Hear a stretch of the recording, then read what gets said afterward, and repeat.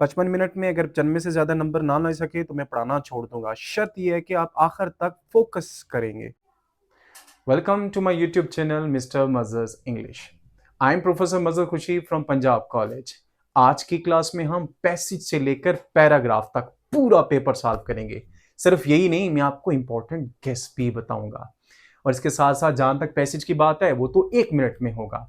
और इसके साथ साथ जो स्टेंजा और प्ले के क्वेश्चन है जो आपको सबसे ज्यादा प्रॉब्लम करते हैं, एक कॉमन टेक्निक बताऊंगा और मसला हल हो जाएगा।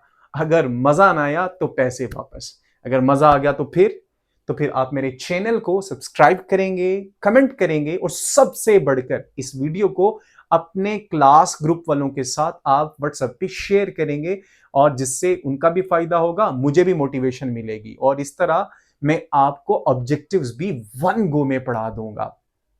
अगर सेक्शन सी की अगर हम बात करते हैं तो जॉब एप्लीकेशन है, नरेशन है, पंक्चुएशन है और ईडीएम्स हैं। उनमें तो एक जबरदस्त ट्रिक मैं आपको बताऊंगा और काम ऐसे ही हो जाएगा। और आखिर में अगर हम रिपोर्ट और पैराग्राफ की बात करेंगे, एक कॉमन पैराग्राफ में लिख के दूंगा जो आपके तमाम में फिट हो जाएगा और मामला यस हो जाएंगे। तो आइए हम स्टार्ट करते हैं।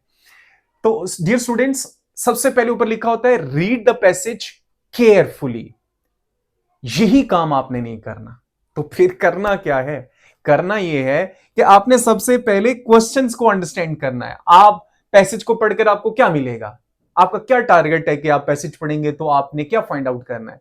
तो क्वेश्चन जब आप पढ़ेंगे, अच्छे से समझ लेंगे, तो फिर उसमें आपको पता चलेगा हाँ भाई इसका आंसर मैंने आंसर यहां से फाइंड आउट करना है।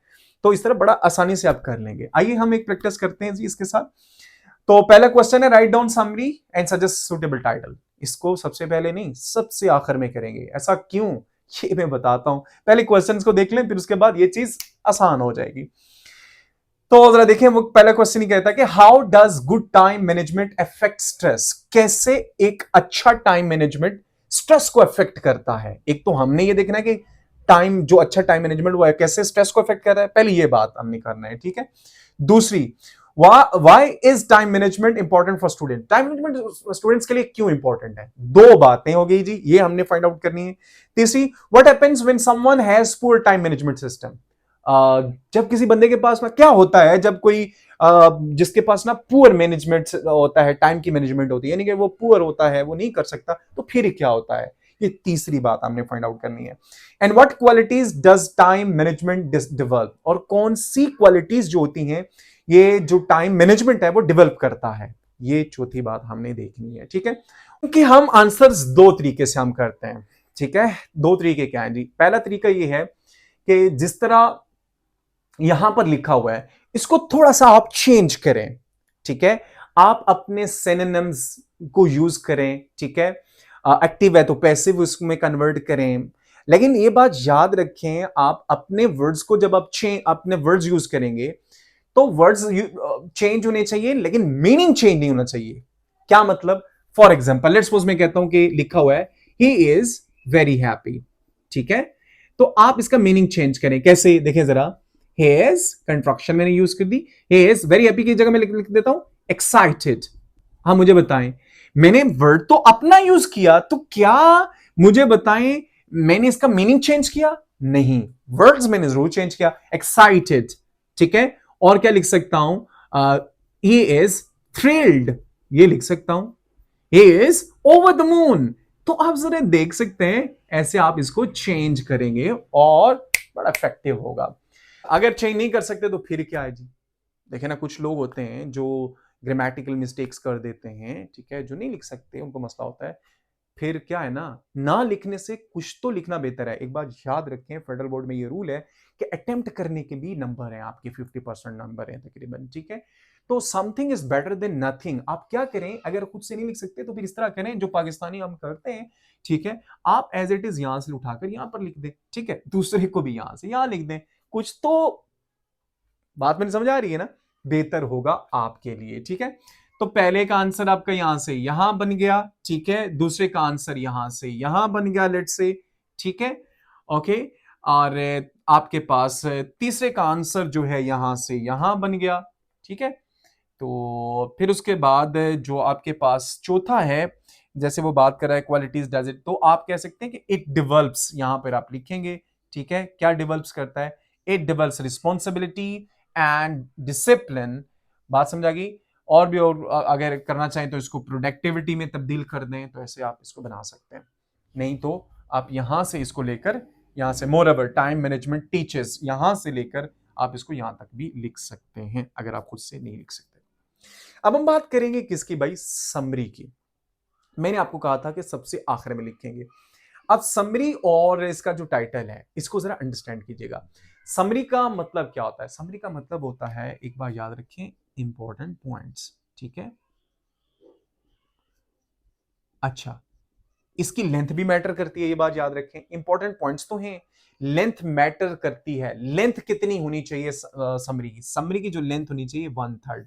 1/3 मींस जितना आपके पास पैसेज है ना, उसका तीसरा हिस्सा। लेट्स सपोज आपके पास 30 वर्ड का पैसेज है, वैसे 30 वर्ड का तो नहीं आएगा, 250 से 300 वर्ड का आएगा।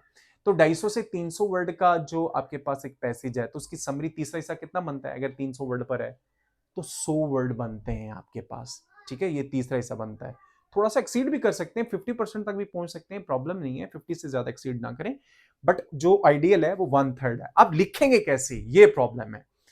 एक बार याद रखें, जो लाइक बच्चे हैं वो तो लिख लेते हैं, मसला होता है एवरेज का। तो एवरेज के लिए मेरे पास प्लान मौजूद है, टेंशन न लें। जो आपके पास लाइक हैं, पहले मैं उनको बता देता हूं, फिर उसके साथ दूसरों को भी लेकर चलूंगा। अब समरी का मतलब है इंपॉर्टेंट पॉइंट्स, मतलब कि जो समरी एक जो पूरा पैसेज पैगाम दे रहा है ना, तो समरी आप इतना लिखें, थर्ड उसका बनाएं कि समरी इतना ही पैगाम दे जितना पूरा एक पैसेज पैगाम दे रहा है, एक मैसेज छोड़ रहा है, मैसेज दे रहा है, ठीक है। तो समरी इसलिए लिखी जाती है। ये जो बड़े बड़े बिजनेसेस के मालिक होते हैं, ऑनर्स होते हैं, ठीक है, इनके पास टाइम नहीं होता, वो अपने साथ असिस्टेंट रखते हैं। तो उनके पास एक रिपोर्ट आती है, लेट्स सपोज उनके पास एक रिपोर्ट आई 20 पेजेस की, तो उनका जो असिस्टेंट होता है वो असिस्ट करता है, समरी बनाता है, उसको 2 से 3 पेजेस में कन्वर्ट करता है। वो जो 2 से 3 पेजेस होते हैं ना, वही बात पहुंचाते हैं जो 20 पेजेस पहुंचा रहे होते हैं। यानी कि इंपॉर्टेंट सिर्फ चीजें लिखता है, अनइंपॉर्टेंट चीजों को एक्सक्लूड करता है, इंपॉर्टेंट चीजों को इंक्लूड करता है। तो इसका आपको कैसे पता चलेगा इंपॉर्टेंट चीजें कौन सी हैं? ठीक है, ये आपका क्वेश्चन बनता है जी। ठीक है सर, हमें ये बताएं कि इसके इंपॉर्टेंट पॉइंट्स कौन से हैं। ठीक है जी, पहले तो जो लाइक बच्चे उनको पता है कि भाई इसका हम ऐसे लिखेंगे, ये खुद अपने अल्फाज में लिखें कि ये हम कम से कम अल्फाज में इसको हम बयान कर सकें, ये समझिए। फिर इंपॉर्टेंट पॉइंट्स क्या हैं, ये मेरी बात याद रखें। इंपॉर्टेंट पॉइंट्स जो हैं, अगर आप पॉइंट आउट कर सकते हैं ठीक है, नहीं कर सकते तो एक और बात बताता हूं। ये जो 4 से 5 क्वेश्चन दिए जाते हैं ना, हाँ सही समझें, ये जो 4 से 5 क्वेश्चन है ना, ये इनके जो जवाब हैं ये इंपॉर्टेंट ही हैं। अगर ये इंपॉर्टेंट नहीं ना होते तो वो कभी भी क्वेश्चन ना करता, ये बात याद रखें, ठीक है, कभी भी वो क्वेश्चन ना करता। तो इसके जो आपको 4 5 जो आंसर यहां से मिल रहे हैं ना, यही इंपॉर्टेंट हैं। तो आप देखें, आप इस तरह करें, इनके जो आंसर्स हैं इनको जोड़कर तरतीब से समरी में आपने एंड पर लिखना है। वैसे इसकी जगह जो है फेडरल बोर्ड में पहले क्वेश्चन है, तो जगह छोड़कर दूसरे क्वेश्चन अटेम्प्ट करें और फिर उसके बाद आप इनको क्या करेंगे, इनके आंसर्स को तरतीब से लिखेंगे, तो आपकी समरी बन जाएगी। जैसे यहां से आप स्टार्ट कर रहे हैं, it reduces time management, reduces the stress and people who know what to do and when to do feel less stress, right? And poor time management system literally can lead to missed deadline and unnecessary pressure. Particularly students greatly benefit from proper time management. तो जरा देखिए, इनको तरतीब से लिख लेंगे, आपके पास summary बन जाएगी। ठीक है जी, होप सो कि आपको समझ आ गई होगी, और समझ अगर आई तो जरूर आपने इसको शेयर करना है जी।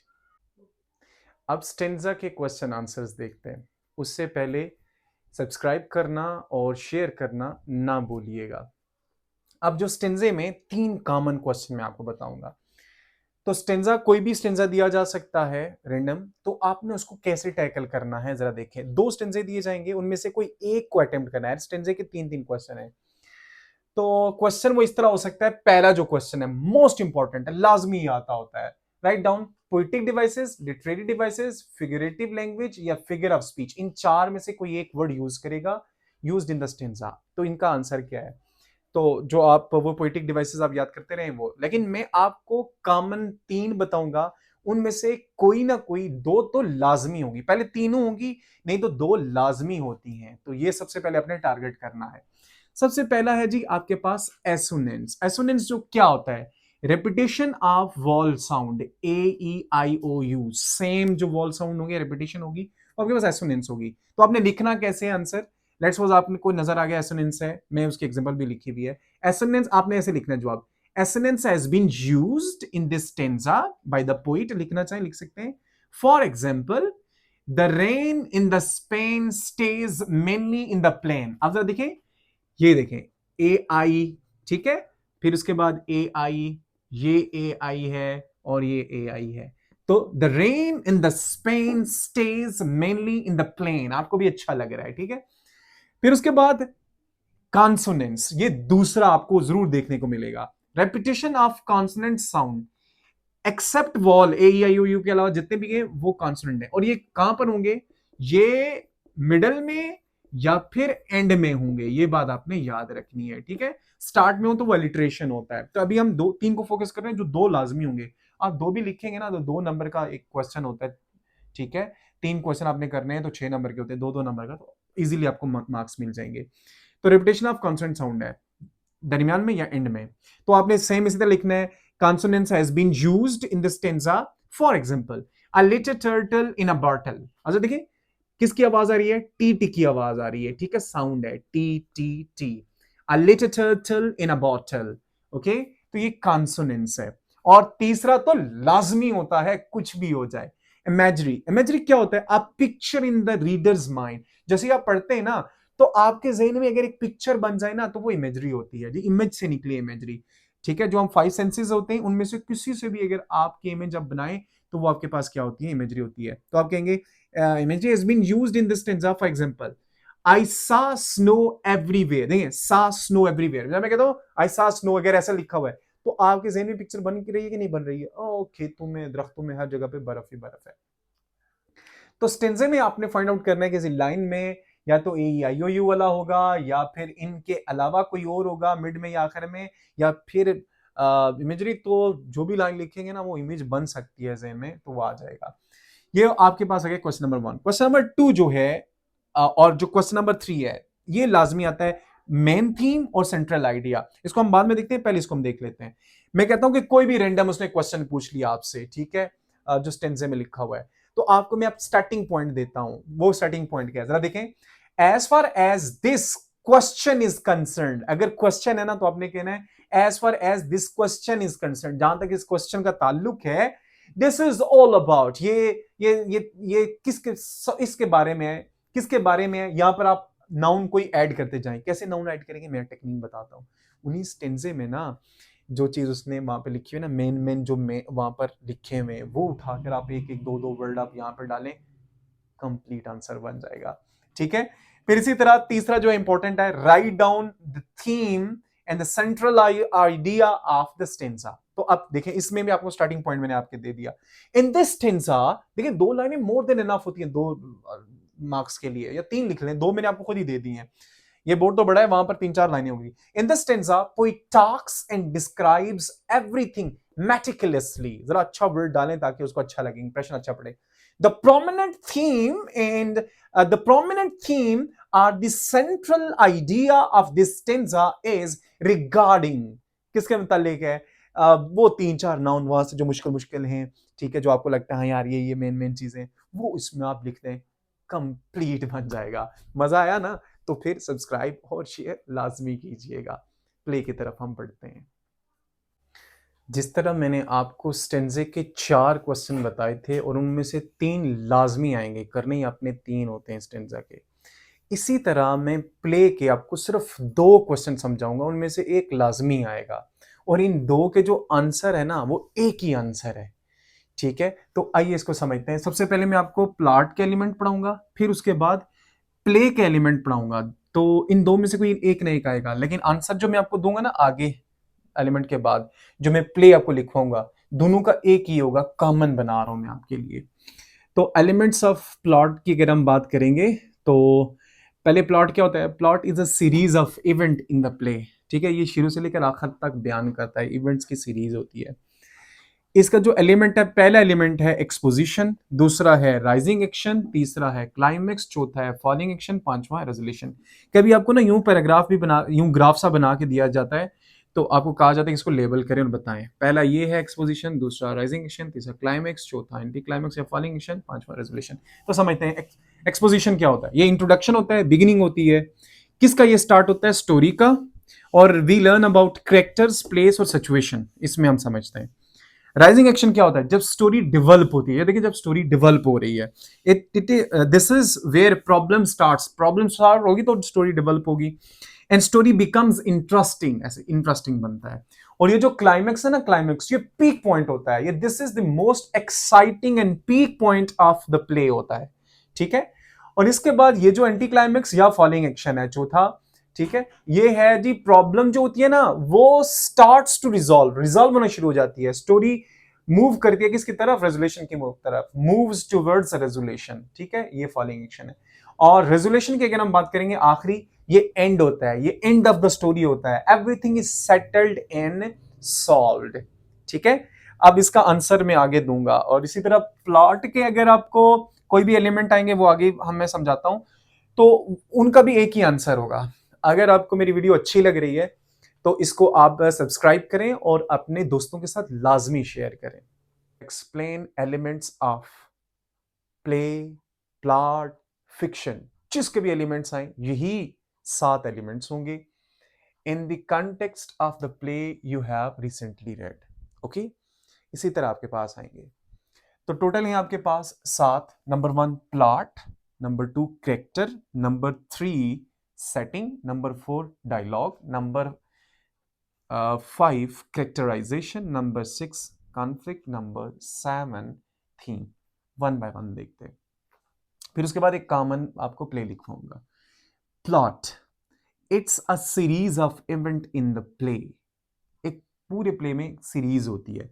ये बताता है, it tells from beginning to the end, ये शुरू से लेकर आखिर तक बताता है जी। ठीक है, ये प्लॉट आ गया, ये पहला।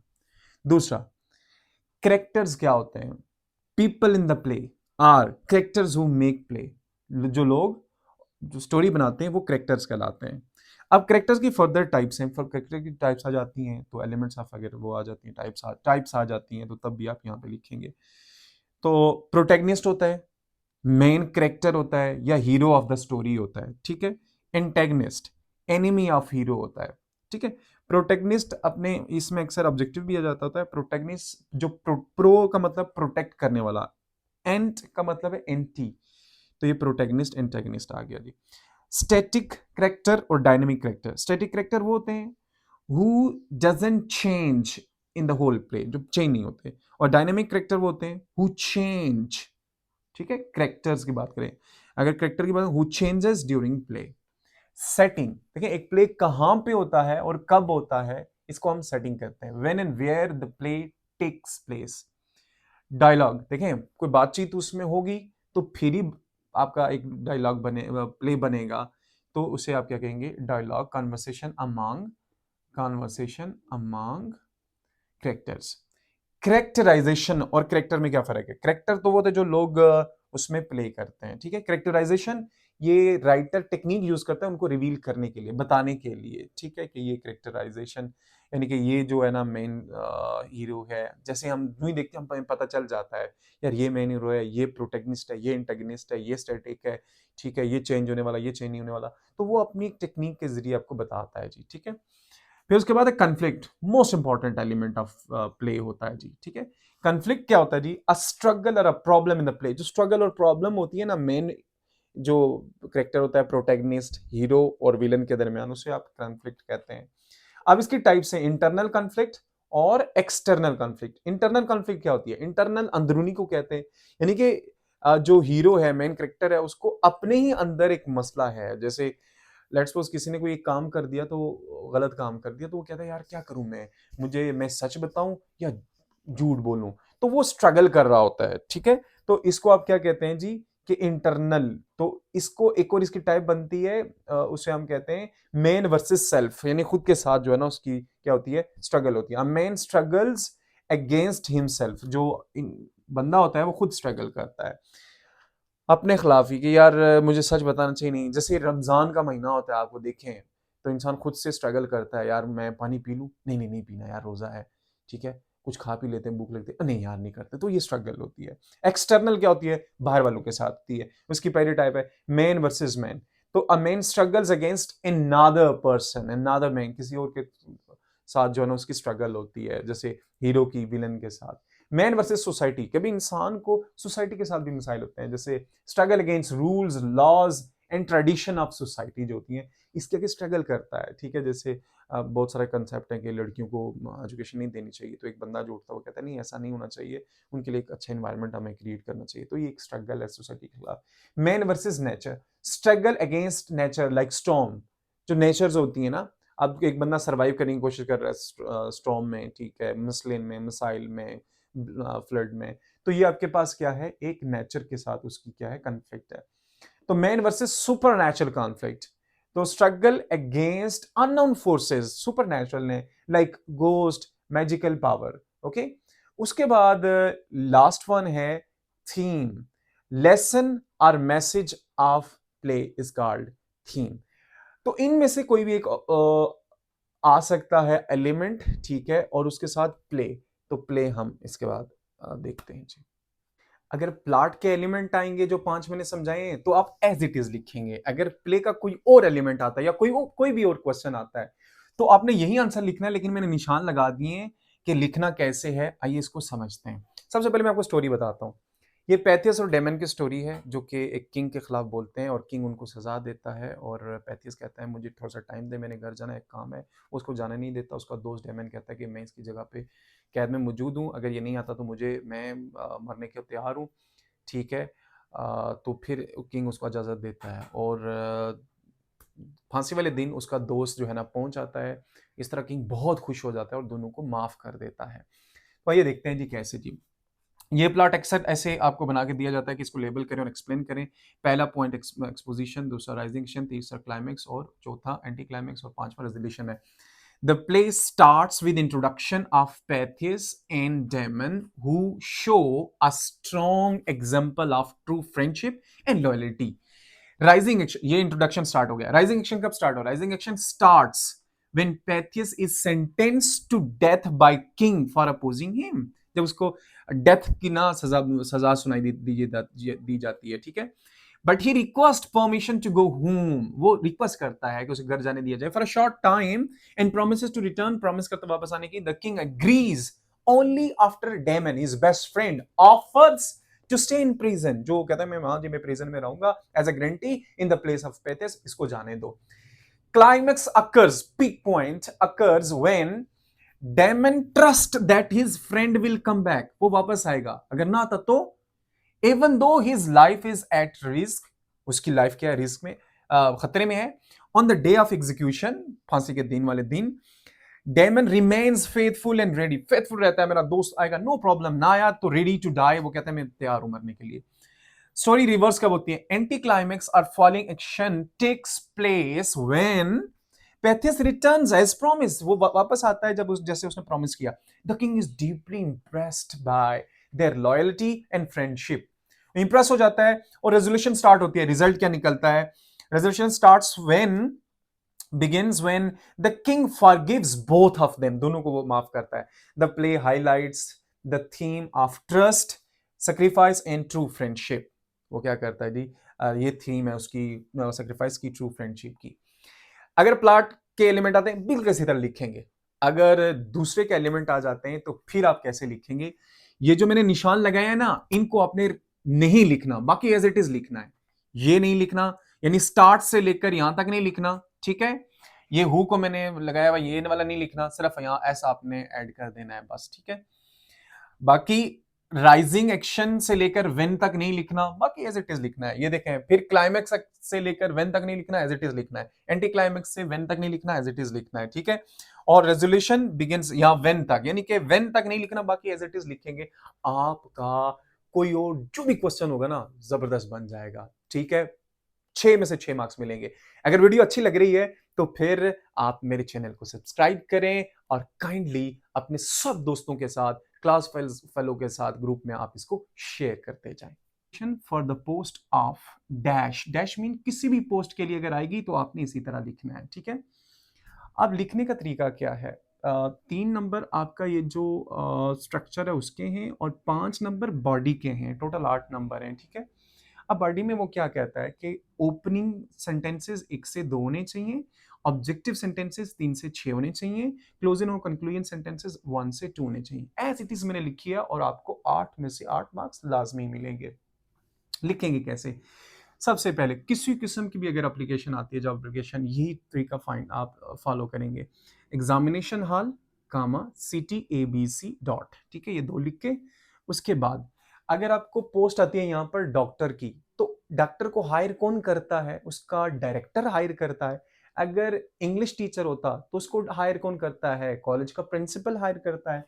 तो डॉक्टर अगर आता है तो डॉक्टर यहाँ पर डायरेक्टर को आप लिखेंगे, उसका जो सबसे सीनियर पर्सन है जो हायर करता है, ठीक है। इंग्लिश टीचर की आती तो आप प्रिंसिपल को कहते, या कोई और किसी किस्म की आती, बैंक मैनेजर की अगर आती तो आप यहाँ पर बैंक मैनेजर का जो डायरेक्टर है, डायरेक्टर उसको आप लिखते हैं, ठीक है। तो एड्रेस उसके लिखते हुए 3 चीजों का ख्याल रखना होता है, उसका ओहदा डेजिग्नेशन, उसका अदारा इंस्टीट्यूशन और उसका एड्रेस, 3 चीजें आपने देखनी होती हैं, ठीक है। तो यहां पर आप लिख लेंगे द डायरेक्टर, सही है, द डायरेक्टर कामा, ठीक है, हेल्थ डिपार्टमेंट। देखिए जिस भी डिपार्टमेंट से होगा, अगर डॉक्टर की आएगा तो हेल्थ डिपार्टमेंट से होगा, अगर इंग्लिश टीचर है तो वो तो फिर प्रिंसिपल, फिर आपका कॉलेज आ जाएगा। CTABDEF लिख दें, ABC लिख दिया, DEF यहाँ पे लिख दें, ठीक है। ये इसका एड्रेस है, ये आपका एड्रेस है जहां पर आप बैठे हैं। फिर सब्जेक्ट, सब्जेक्ट का मतलब ये है कि किसके लिए आप जॉब एप्लीकेशन लिख रहे हैं। Application for the post of dash, जो भी पोस्ट होगी वो आपने यहाँ पे लिख लेनी है।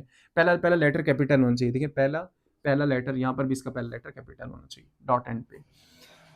रिस्पेक्टेड सर कामा, ठीक है। एक और पैटर्न आपको बता दूं, ये जो एग्जामिनेशन ऑफ CTABC और इसमें एक लाइन आप छोड़ दीजिएगा ताकि अलग अलग हो जाए, ठीक है। सब्जेक्ट में एक एक लाइन ऊपर एक नीचे लाइन छोड़ दीजिएगा, अलग हो जाए। अब 3 किस्म के हमने क्या बनाने हैं, ये देखें जरा, पैराग्राफ बनाने हैं छोटे छोटे। एग्जैक्ट आप लिखेंगे, सही अच्छे नंबर आएंगे। आप मिलकर ये लिखेंगे, I am writing to apply for the post of dash, वो जो भी पोस्ट है, इन योर ऑर्गेनाइजेशन, ठीक है, ऑर्गेनाइजेशन, ठीक है। मैं जो पढ़ रहा हूँ उसको आपने फोकस करना है, लिख लें बेशक, अगर आपको लाइट थोड़ी तेज पड़ रही है वहां पर आप इसको लिख सकते हैं। Organisation, I have seen your advertisement, मैंने आपका एडवर्टाइजमेंट देखा, and I am interested in this position, इस पोजीशन में इंटरेस्टेड हूँ। ओपनिंग की 2 सेंटेंस मैंने लिख लिए हैं। अब ऑब्जेक्टिव के 6 लिखने, 3 से 6 लिखने लगा हूँ।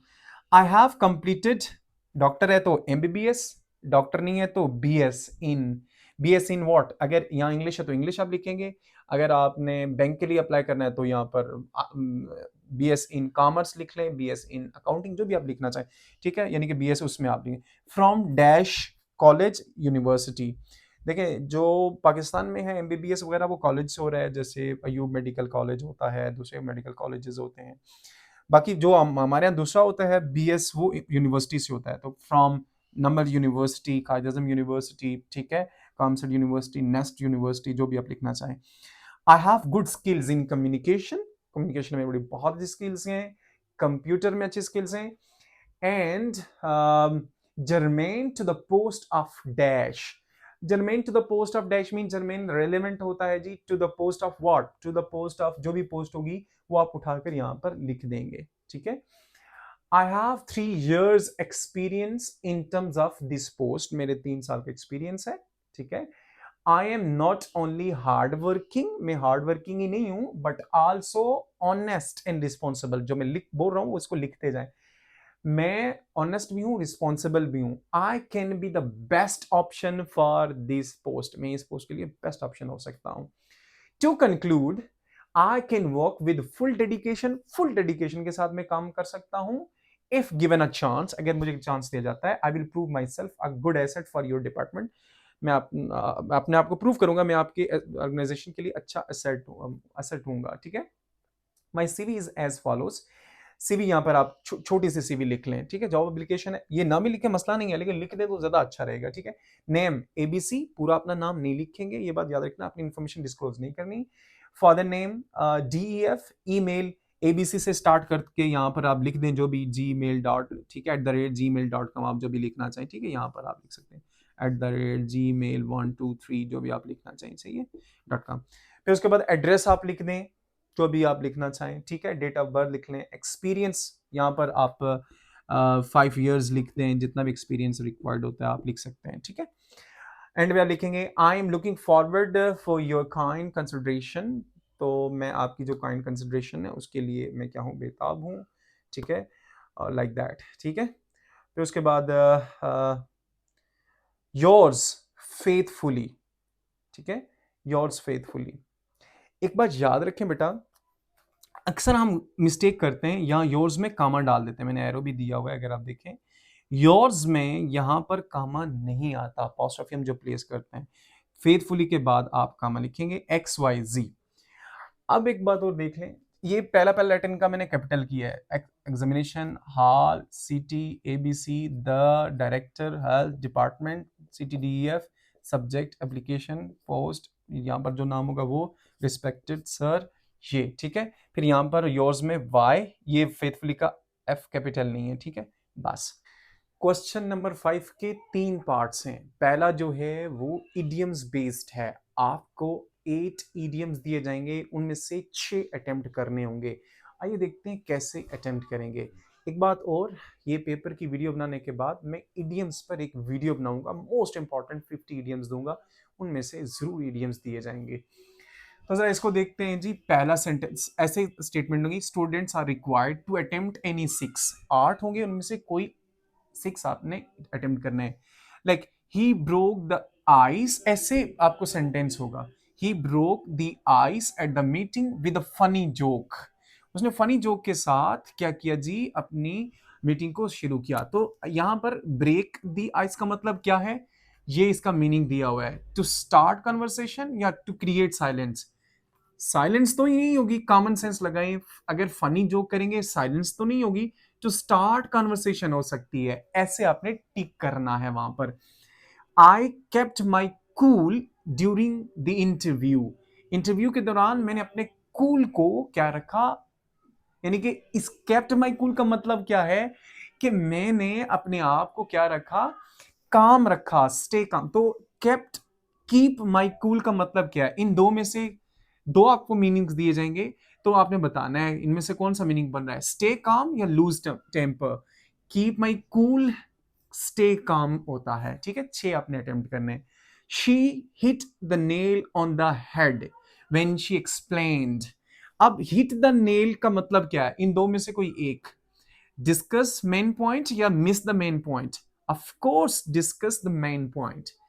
everything will fall into place soon, fall into place का क्या मतलब होता है, things become organized या become disorganized, yes things become organized।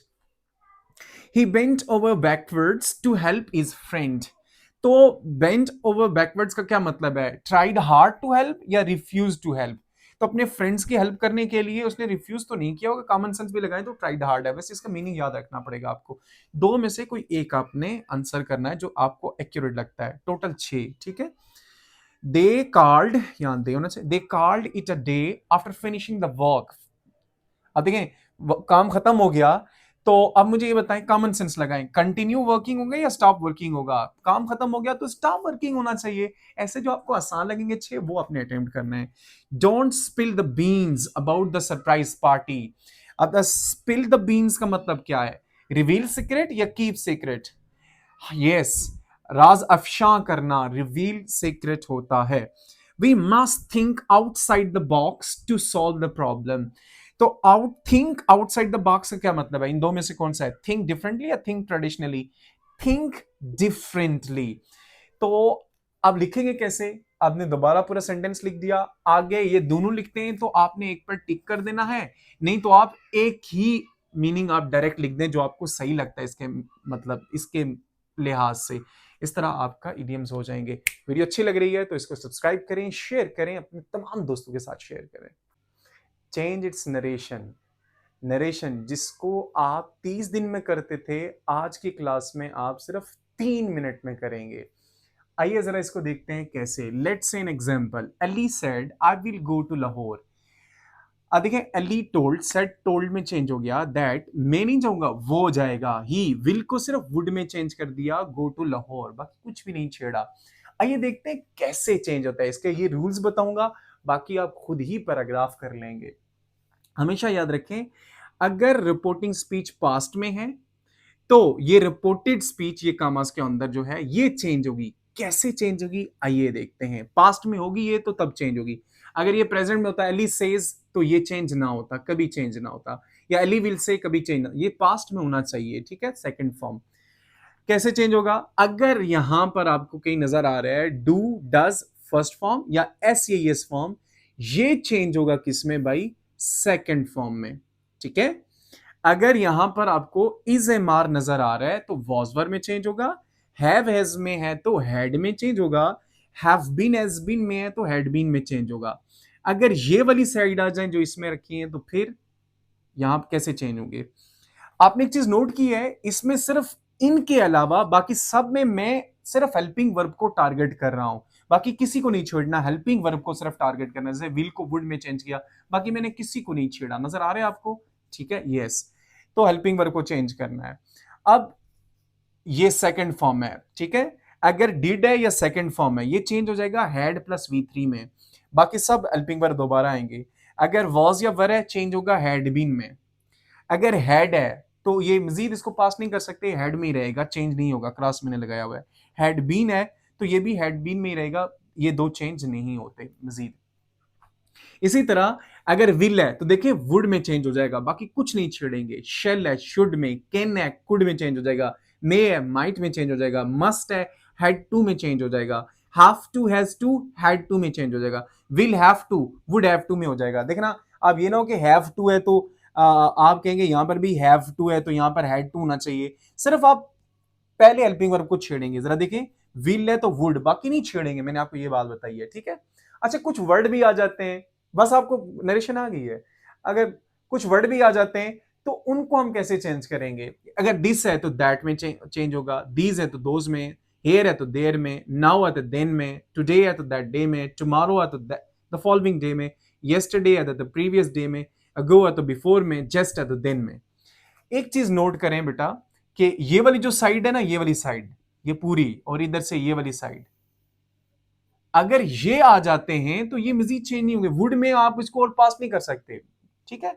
अगर आपने डायरेक्ट से इनडायरेक्ट बनाना है तो, ठीक है।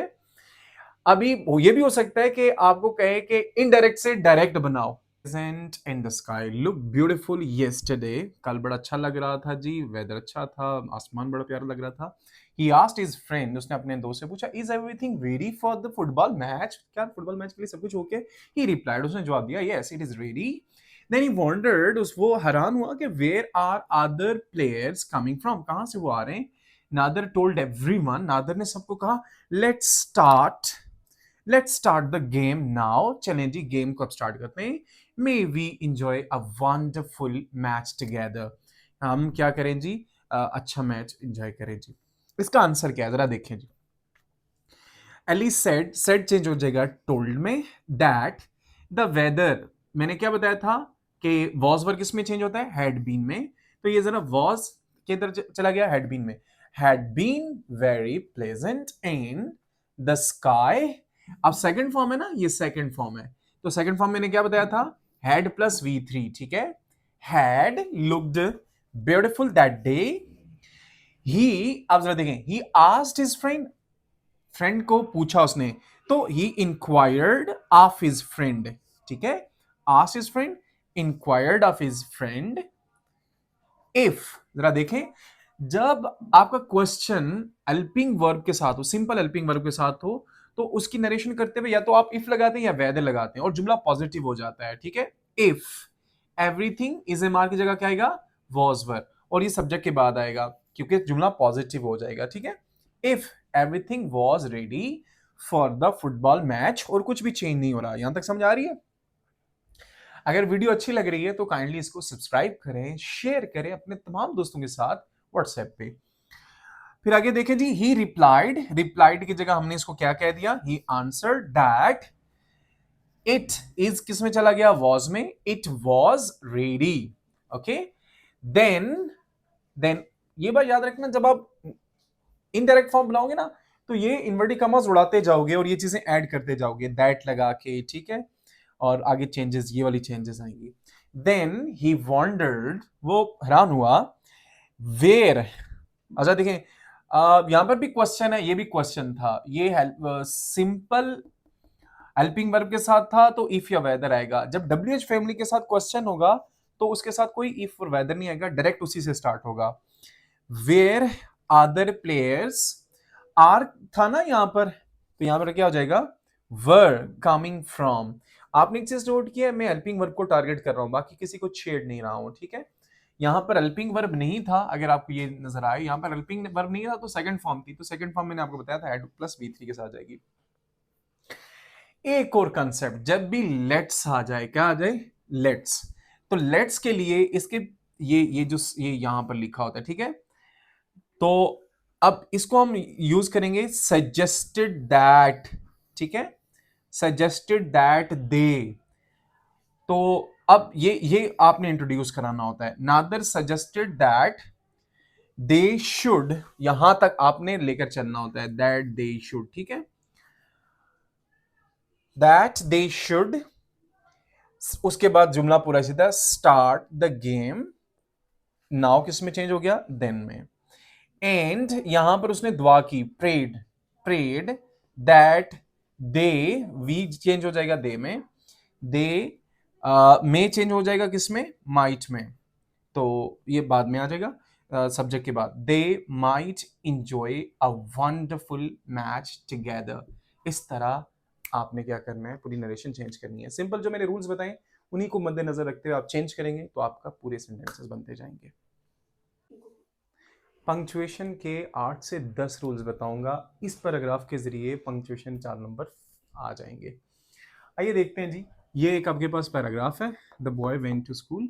आप पंक्चुएट इसको कैसे करना है, सबसे पहले जो एक नंबर तो आपको ये डायरेक्ट पता होना चाहिए कि पहला लेटर जो है हमेशा ये वाला, ये आपने कैपिटल करना है, और एंड पर आपने क्या लगाना है, ये डॉट लगाना है। ये एक नंबर हो गया आपका। अब आगे चलते हैं, जहां पर जुमला खत्म होगा वहां पर आप डॉट लगाएंगे, the boy went to school, dot, सही है, full stop.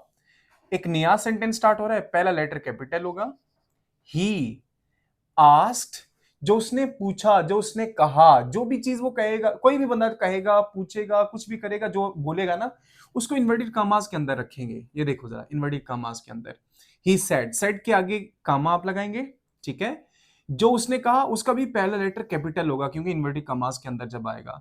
Where is my book, question mark, और इन्वर्टेड कामा बाहर होना चाहिए, ठीक है, क्वेश्चन मार्क इससे अंदर होना चाहिए, ठीक है।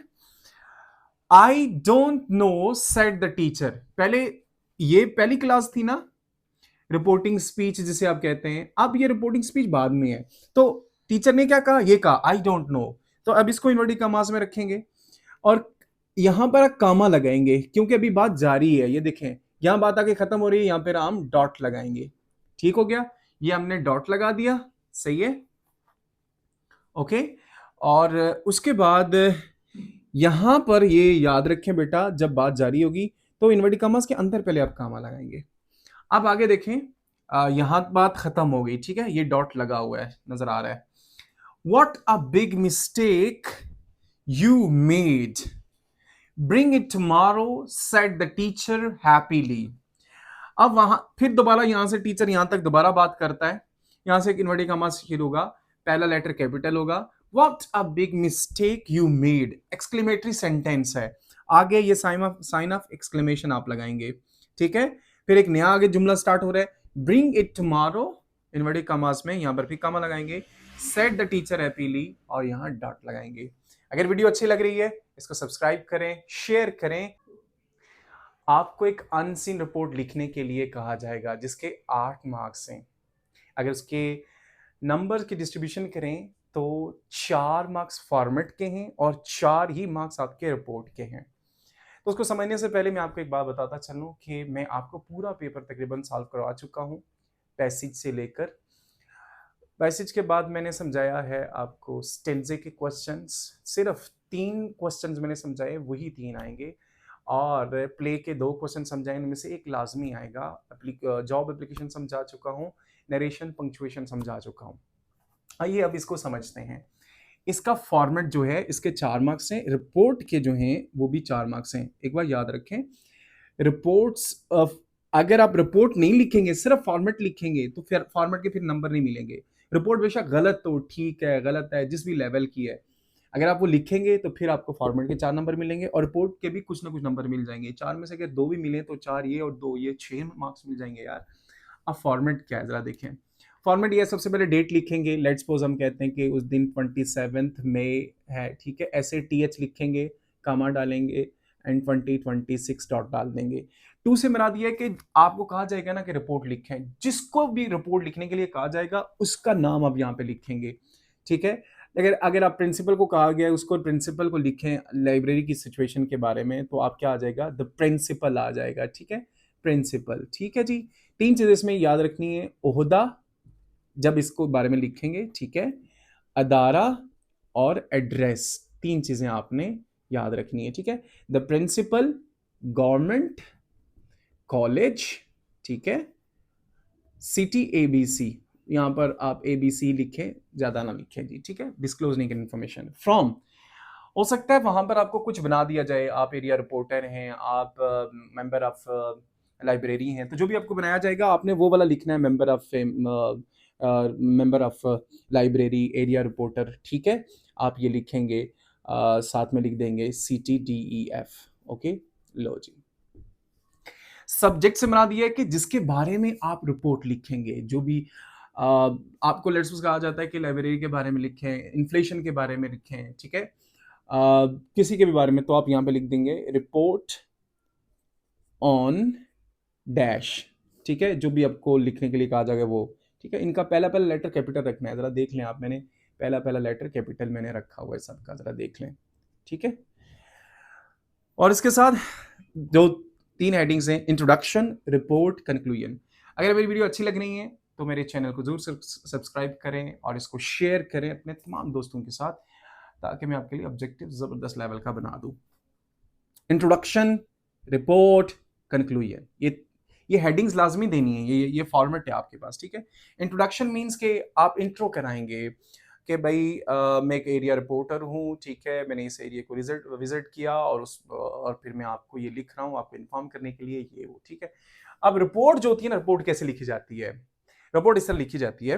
रिपोर्ट से मुराद ये होती है कि आप देखें, लेट्स सपोज एक न्यूज़पेपर वाला कोई बंदा है, ठीक है, न्यूज़ वाला एक कोई रिपोर्टर है, तो वो कैसे रिपोर्ट कर रहा होता है, कोई इंसिडेंट हो गया वो उसको बताता होता है। जैसे मैं वैसे कहता हूँ कि एक तेज रफ्तार बस मरी की तरफ से आते हुए बेकाबू हुई और वो बहुत सारे मोटरसाइकिल्स को कुचलते हुए और कई गाड़ियों को के साथ तसादम करते हुए और बहुत सारे बंदों को जख्मी करते हुए दूर गहरी खाई में जाके गिरी। इस तरह यानी कि जो हो गया वो आप बताएंगे, तो इस तरह रिपोर्ट में भी आप इसी तरह बयान करेंगे। कंक्लूजन से मुराद ये है, ये रिपोर्ट होगी। कंक्लूजन से मुराद ये है कि आप ओवरऑल उसके बारे में आप क्या कहते हैं, ठीक है। फिर सजेशंस देंगे कि आप जिसके बारे में लिख रहे हैं उसकी इंप्रूवमेंट कैसे हो सकती है। जैसे वो गाड़ी का मैंने आपको किस्सा सुनाया, तो ट्रैफिक वालों को क्या करना चाहिए, तैनात करना चाहिए, ठीक है, स्पीड्स को मॉनिटर करना चाहिए, ड्राइवर्स को एजुकेट करना चाहिए, ठीक है। देन साइंड और XYZ। Last question, question number 7। आपको 2 से 3 टॉपिक दिए जाएंगे, उनमें से किसी एक पर पैराग्राफ लिखना है। जो पैराग्राफ लिख सकते हैं उनके लिए भी फार्मूला है, जो नहीं लिख सकते उनके लिए तो जबरदस्त टोटका है। तो जो लिख सकते हैं पहले उनके लिए बात मैं करना चाहूंगा। आपने पैराग्राफ जब लिखेंगे ना, सबसे पहले आपने, हाँ, हेडिंग नहीं देनी, कोई हेडिंग नहीं देनी, एक ही पैराग्राफ में लिखना है। टॉपिक हेडिंग दे सकते हैं 2-3, अगर आपके पास टॉपिक है। लेट्स सपोज यहाँ पर एक आपने टॉपिक हेडिंग देनी है, करप्शन है, ठीक है, अब ये दरमियान में यहाँ लिख सकते हैं, इसके अलावा कोई हेडिंग नहीं चलेगी, ठीक है। आपकी राइटिंग चेक होती है ना कि नॉलेज चेक होता है।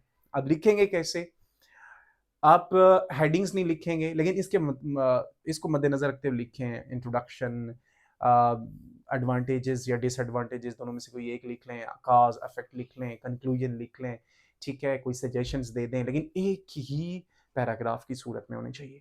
अब वो जो नहीं लिख सकते उनके लिए क्या है, उनके लिए मैंने सिर्फ 2 टॉपिक लिखे हैं। एक, नेगेटिव किसी किस्म का भी आए, जैसे करप्शन है, जॉबरी है, ब्राइबरी है, स्ट्रीट क्राइम है, पता नहीं क्या क्या होते हैं नेगेटिव, आप सिर्फ यही एक लिखेंगे, 8 में से 8 मार्क्स मिलेंगे। पॉजिटिव अगर आ जाता है, ठीक है, आप सिर्फ यही एक लिखेंगे। पॉजिटिव कितने आ सकते हैं, एजुकेशन आ सकता है, साइंस आ सकता है, पता नहीं बहुत सारे आ सकते हैं, सिर्फ आप यही एक लिखेंगे, 8 में से 8 मार्क्स आ जाएंगे। क्योंकि उसने जो कहा 100 से 120 वर्ड पर होना चाहिए, मैंने उस लेंथ को मद्देनजर रखते हुए लिखा है। आइए स्टार्ट करते हैं। अगर कोई भी नेगेटिव आता है, आप इसी तरह लिखेंगे। ये जो मैंने डैश डाली है ना, डैश, आपने वहां पर डैश नहीं डालनी, इसकी जगह पर वो जो टॉपिक होगा ना वो डालेंगे। जो भी करप्शन आता है तो करप्शन आप डाल देंगे, जॉबरी आता है तो जॉबरी डाल देंगे, ब्राइबरी आता है तो ब्राइबरी डाल देंगे, स्ट्रीट क्राइम आता है तो स्ट्रीट क्राइम डाल देंगे। तो यहाँ पर जो भी मसला है वो, ठीक है, जैसे मैं करप्शन कह देता हूँ, corruption is a serious problem that is affecting individual as well as society. पूरी एक तो एक एक बंदे को भी, इंफरादी लोगों और सोसाइटी को भी ये अफेक्ट कर रही है in many ways. When people face dash, यानी कि वही प्रॉब्लम आप लिखेंगे, डैश नहीं लिखेंगे, ये मैं याद रखें। They suffer from lots of problems, बहुत सारी प्रॉब्लम से वो उन्हें मुश्किल का शिकार करना हो जाते हैं, which create tension in their daily lives, उनकी डेली लाइफ में परेशानी हो जाती है। It also leads to destruction, तबाही की तरफ लेकर जाता है, and a decline in the overall standard of living. मैं जो लिख रहा हूं उसको आप पिक्चर भी बना सकते हैं। जो उनकी ओवरऑल लिविंग है उसको भी ये क्या करता है, डिक्लाइन करता है। एज अ रिजल्ट फिर क्या होता है, they often become helpless and hopeless, बेयारो मददगार और बेउमीद हो जाते हैं, ना उम्मीद हो जाते हैं। This problem also slows down the progress of a country. मसला है तो जाहिर सी बात है कंट्री की प्रोग्रेस को स्लो डाउन तो करेगा। Because of this fewer people will contribute to national progress. जो अभी कर रहे हैं ना, उनमें से कुछ ही लोग क्या करेंगे, कंट्रीब्यूट करेंगे। In modern society it has become a common and a growing issue, बहुत कॉमन और बहुत बढ़ता हुआ इशू बन चुका है इन मेनी फील्ड्स, बहुत सारी फील्ड में। Therefore it is necessary to take serious steps to solve corruption. जो भी प्रॉब्लम है वो आप लिखेंगे, for a better future, for a better issue नहीं, फॉर अ बेटर फ्यूचर में लिखना चाह रहा था, ठीक है, फॉर अ बेटर फ्यूचर। ये तो नेगेटिव जो भी आएगा यही आप लिखेंगे। हाँ, पॉजिटिव जो आएगा आप ये लिखेंगे, ठीक है। अगर आपको वीडियो अच्छी लग रही है, मैंने बहुत मेहनत की आप लोगों के लिए, इसके पीछे मेरी बहुत रिसर्च है, बहुत टाइम लगाया है। मेरे चैनल को सब्सक्राइब करें और सबके साथ काइंडली शेयर करें ताकि उनका भी फायदा हो और मैं भी आपके लिए काम करता रहा हूं। अब अगर पॉजिटिव आ जाता है, लेट्स सपोज यहां पर एजुकेशन आ जाता है, कोई भी पॉजिटिव किसी किस्म का आ जाता है, ठीक है, तो अब क्या होगा, आप यहां पर उसी का नाम लिखेंगे। Dash is important for the progress and development of individual as well as society. ये इंपॉर्टेंट है, पॉजिटिव है तो पॉजिटिव अच्छी वाइब्स आएंगी ना आपको। पॉजिटिव जो टॉपिक होते हैं उसमें अच्छी वाइब्स आती हैं, यार ये अच्छा है, एजुकेशन है, ठीक है, जो भी आप और बात करना चाहें, ठीक है, साइंस है, लाइक दैट। तो इसमें आप पॉजिटिव बात करेंगे। नेगेटिव वैसे में आपको नेगेटिव वाइब्स आती है, करप्शन नहीं यार अच्छा नहीं है, इनजस्टिस अच्छा नहीं है, लाइक दैट। फिर क्या करता है जी positive, it helps people improve their lifestyle in a positive way. Positive way में इनको इंप्रूव करता है लाइफ स्टाइल को with the help of dash. उसकी जो भी होगा आपने वहां पर लिख लेना है, डैश नहीं लिखना, वहां पर सिर्फ नाम लिखना है। इसकी मदद के साथ people can achieve their goals, अपने अचीव गोल कर सकते हैं, बिल्ड देयर फ्यूचर, अपने फ्यूचर को बिल्ड कर सकते हैं। It also promotes good behaviour and discipline among individual. ये क्या करता है, लोगों के दरमियान अच्छा बिहेवियर और डिसिप्लिन भी क्या करता है, उसको प्रमोट करता है। In today's modern world dash plays a vital role. Education अगर है, कोई भी और पॉजिटिव चीज है तो वाइटल रोल प्ले करता है in every field of life such as business, science and technology. It creates opportunities for growth, growth के लिए, बढ़ने के लिए अपॉर्चुनिटीज क्रिएट करता है, एंड सक्सेस, सक्सेस के लिए, and helps people become more responsible. ये हेल्प करता है लोगों को रिस्पॉन्सिबल बनने में। मोर ओवर मजीद ये कि it strengthens standard of country, country का जो स्टैंडर्ड है उसको मजबूत करता है। Therefore everyone should focus on, अरे को फोकस करना चाहिए एजुकेशन पर, जो भी आपका टॉपिक होगा वो, and use it for the betterment of society, for betterment of the society and for peaceful life. उसके लिए लोगों को फोकस करना चाहिए। मेरे चैनल को सब्सक्राइब करना ना भूलिएगा, शेयर करना ना भूलिएगा, और बेल आइकन को भी आपने हिट करना है ताकि मेरी वीडियोस आपको मिलते जाए। Thank you so much for watching my video. See you again in the next video. Till then take care.